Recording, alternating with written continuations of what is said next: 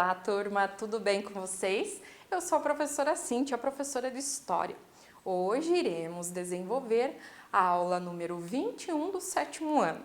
E o tema, o assunto da nossa aula de hoje é absolutismo, principais teóricos. Então, iremos estudar sobre os principais teóricos ou filósofos que defendem o absolutismo como forma de governo. Para o desenvolvimento desse assunto, nós temos alguns objetivos a serem atingidos por vocês. São eles: relacionar as crises dos séculos XV e XVII com o surgimento de teorias de governos fortes, absolutistas, e identificar os principais teóricos do absolutismo com suas obras e concepções de poder e governo. Antes de mais nada, lembrete de sempre, pegue seus materiais para a aula de hoje. Pega seu caderno, coloca o título, já faz as anotações dos principais aspectos da aula de hoje, informações que você considere importantes e também dúvidas que possam vir a surgir ao longo desta aula. Para isso, caderno, lápis, caneta, borracha, sem contar o livro didático, que é seu parceiro nesse momento de estudo. Agora sim, vamos começar a aula. Então, entre o século XV e XVII, a Europa Ocidental ela passou por diversas crises.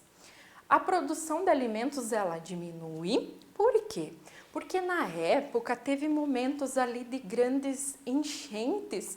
Consequentemente, a produção de alimentos não foi tão efetiva.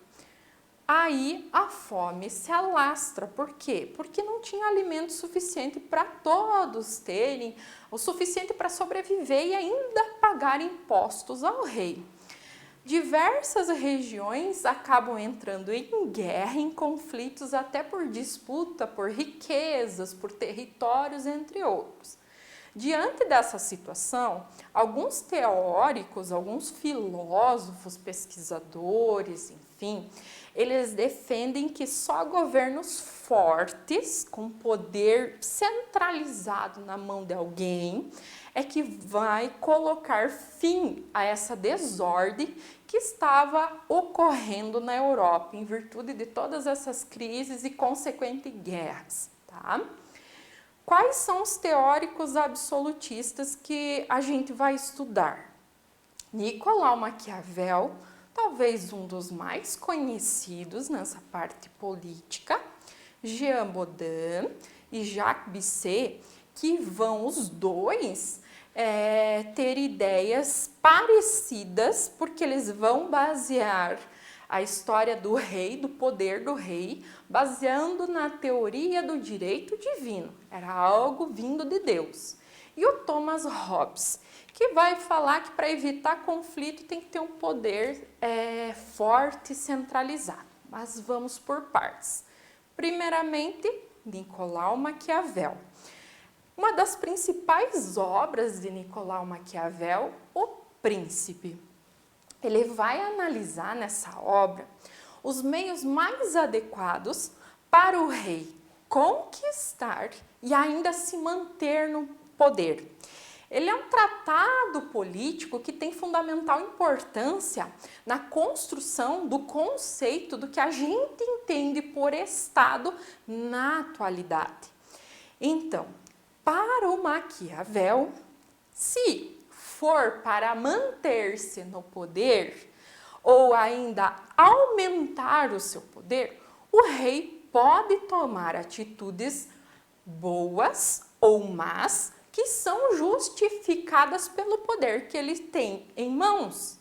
Ele defende a conservação da ordem por meio de ações austeras e duras. Então, não que ele concorde que os reis tenham privilégios, tá? Ele não era tão a favor disso, mas ele era a favor de que o rei tem que ter ações bem pensadas e efetivas para manter-se no poder ou ainda ampliar o seu poder. Uma das frases que, digamos assim, elas exemplificam o que ele acredita, o pensamento dele em relação ao governante é: os fins justificam os meios.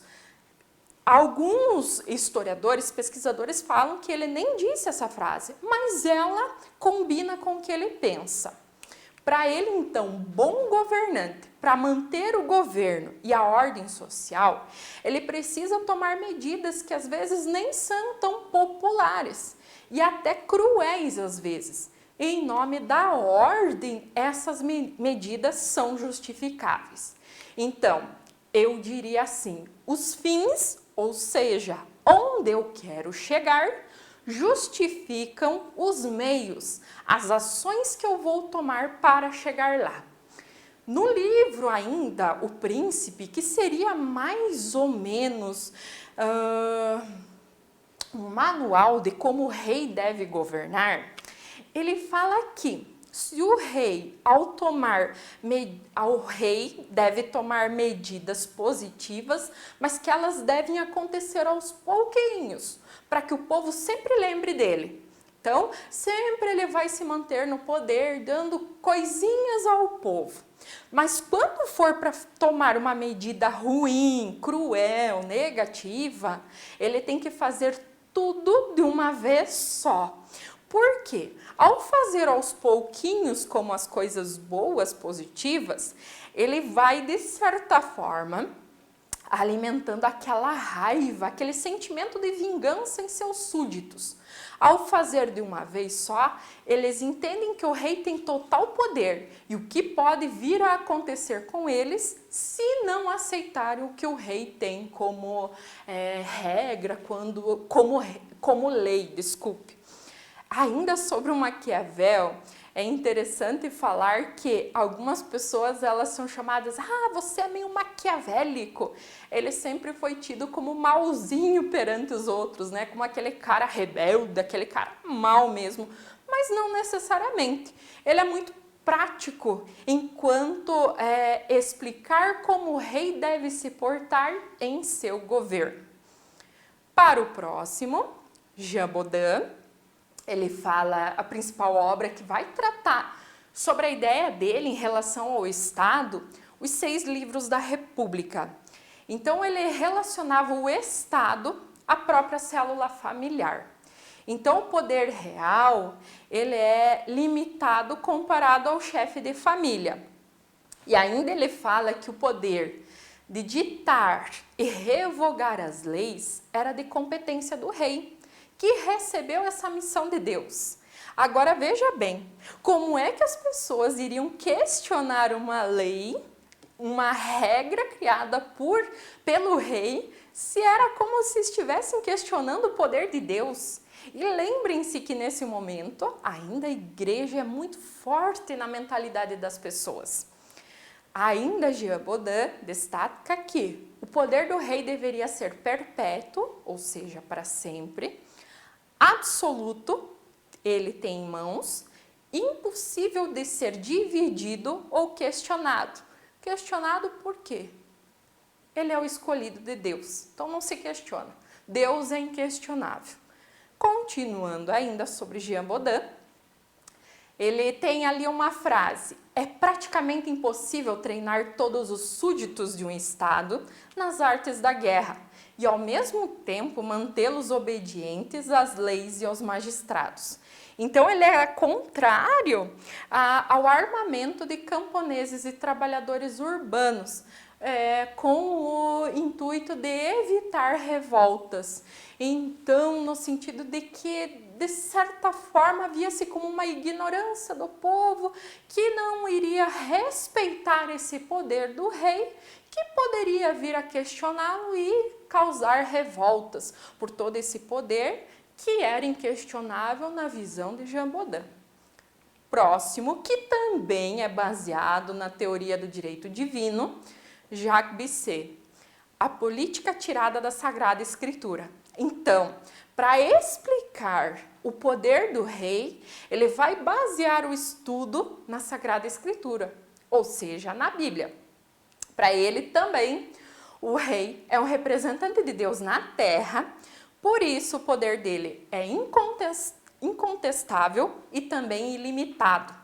O rei, ele não precisa prestar contas de suas decisões a ninguém.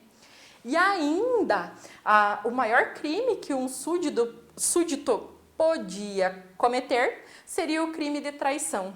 Ou, como a gente estudou na aula anterior sobre o absolutismo, o lesa majestade, que era o crime por feitiçaria, que isso estaria sendo feito como uma traição ao rei. Lembra, esse crime é aplicado principalmente às pessoas do campo, pessoas que moravam mais longe, de forma mais distante que o rei estava concentrado. Jacques Bisset fala o seguinte: o poder real não é o trono de um homem, mas o trono do próprio Deus. Para ele, o poder do rei é incontestável, uma vez que este é de origem divina. Então, o trono de um homem, do rei, não é o trono de um simples homem, mas o trono do próprio Deus. Então, olha a carga que tinha este perante os demais, perante os súditos. Thomas Hobbes vai tratar na obra Leviatã, e ele não vai recorrer a argumentos religiosos. Embora Leviatã ele vai aparecer no Velho Testamento com um grande demônio ali que vai tomar certo poder. Coloco para vocês ali uma citação do Boulos. Para evitar a destruição da humanidade, os seres humanos teriam renunciado a todo direito e toda liberdade em favor de um único senhor, o Estado absolutista. Portanto, segundo Hobbes, foram os próprios seres humanos que entregaram seu poder a um homem, o monarca absolutista. Isso era necessário para evitar todas as brigas, os conflitos que existiam entre as pessoas. Aí entra a frase primordial que vai resumir esse pensamento: o homem é o lobo do homem. Para ele, no princípio, os seres humanos viviam em estado natural, obedecendo a interesses particulares. Cada um fazia por si. Era uma guerra de todos contra todos. Por isso, para ele, era necessário um contrato ou um pacto social entre os indivíduos para garantir a paz e a segurança da sociedade. Por isso, a necessidade de um rei forte, com esse poder concentrado em mãos, para evitar essas brigas, essas intrigas entre as pessoas. Até, se vocês quiserem, pesquisem na internet, tem uma música da Pitty que trata o homem é o lobo do homem.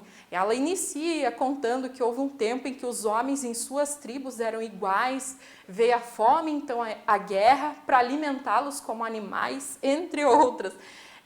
Pesquisem, entendam um pouquinho mais sobre a questão do pensamento de Hobbes em relação ao poder do rei, ao poder absolutista do rei. Então, amparados nessas teorias, muitos reis concentraram ainda mais o seu poder. Ampliaram os exércitos, ainda construíram um grupo de funcionários para ajudar na administração do Estado. Com isso, tiveram que aumentar a cobrança de impostos, criando leis, aboliram a questão do direito feudal. Então, acabou-se aquela história ali de suzerania e vassalagem, que você devia aquela obrigação ao suzerano inicial. Então, outras medidas também foram tomadas para acabar com todo esse costume que vinha do feudalismo para agora começar uma política nova, baseada nesse líder forte que precisava manter-se no poder. Na próxima aula, nós veremos um pouquinho sobre o mercantilismo, que é a parte econômica do absolutismo. Esse rei com poderes em mãos, ele vai ter que ampliar esse poder dentro da economia. Quais são as atitudes que ele irá tomar? Veremos na próxima aula. Agora vocês vão para a atividade que tem por objetivo justamente fixar essas informações e fazer com que vocês se autoavaliem quanto ao que aprenderam ou o que precisam revisar, estudar um pouquinho mais.